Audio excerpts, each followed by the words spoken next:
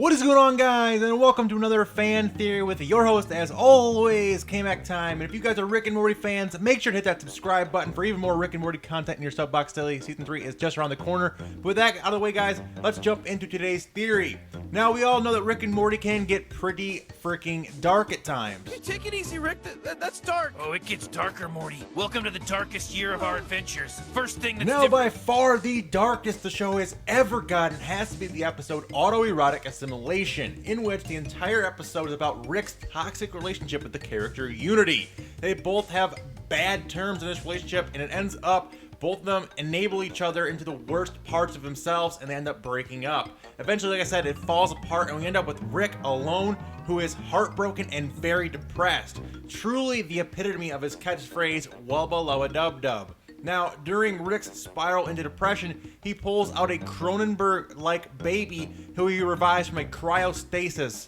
He tries to soothe it, but he ultimately ends up killing it. It doesn't match your face. Could find my way away from this place. Can you take me now?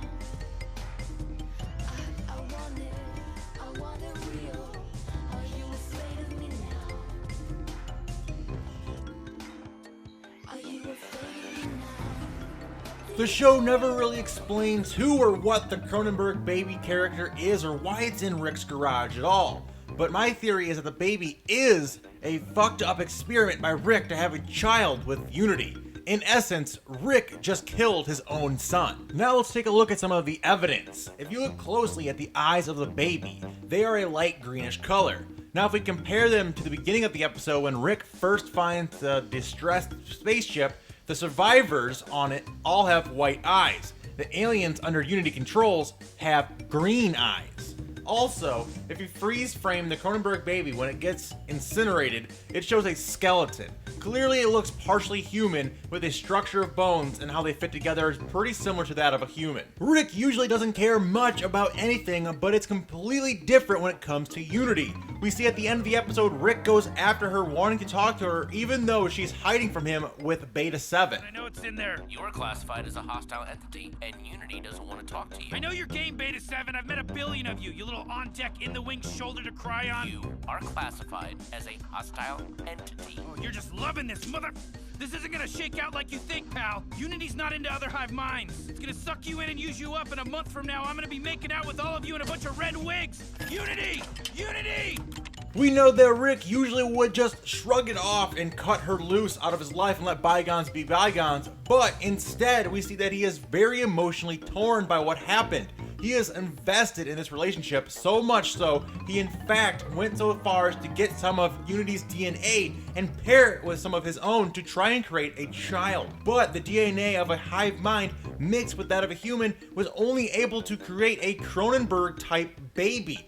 And as we saw in the episode Rick Potion at number 9, we know that Rick cannot find a cure to properly fix the Cronenberg people in that episode. So we can assume then that after his failed attempt to create a child from his and Unity's DNA, Rick must have frozen it in cryostasis until he could devise a way to cure it at a later time. We also know that the baby was in Rick's desk prior to when he killed it, as we actually got to see it earlier in the episode in its frozen state when Jerry was searching for his weed whacker in the garage. Also, if we go ahead and take a look at the song choice for that particular scene, it is Do You Feel It by Chaos Chaos. In the song, the lyrics are pretty dark, saying, "Are you afraid of me now? Do you feel it? Do you feel it? Do you feel it in your soul? Do you feel it? Do you feel it in the beat of your heart?"